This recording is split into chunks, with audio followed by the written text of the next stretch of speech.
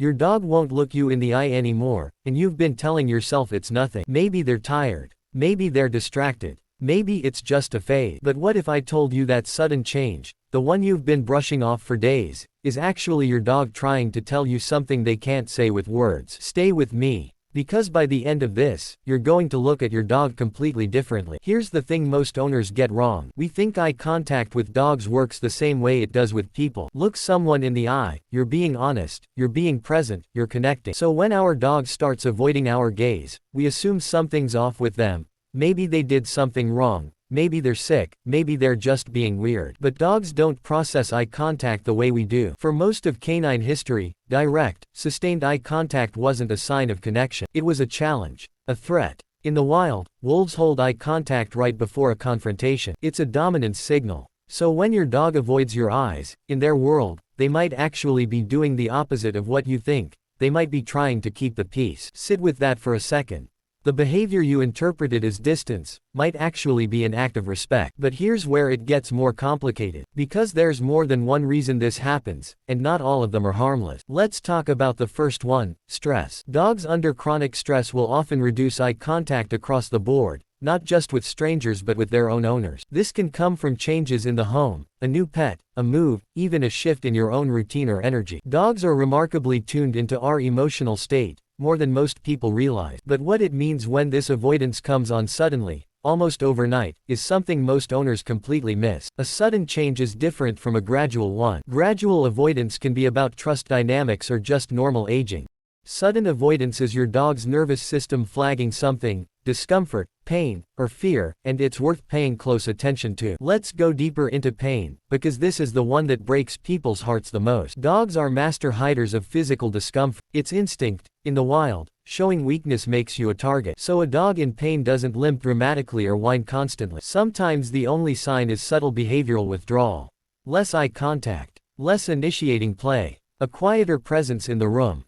If this is hitting home for you right now, if you're realizing you might have missed something, take a second to like this video. Not for me, but because the algorithm only shows this kind of information to people who engage with it, and there's an owner out there right now who needs to see this exact video. Now let's talk about the third reason, and this one is about you. Dogs read our micro expressions, our tone, our body tension, even our breathing patterns, far more accurately than most owners assume. If you've been more stressed lately, more short-tempered, more distracted, your dog has noticed. And avoiding eye contact can be their way of giving you space, of not pushing into an energy that feels unsettled. But what happens when this avoidance lasts for weeks instead of days? That's the part almost nobody talks about. Prolonged avoidance can start to reshape the relationship itself. Dogs build trust through consistent, safe interaction.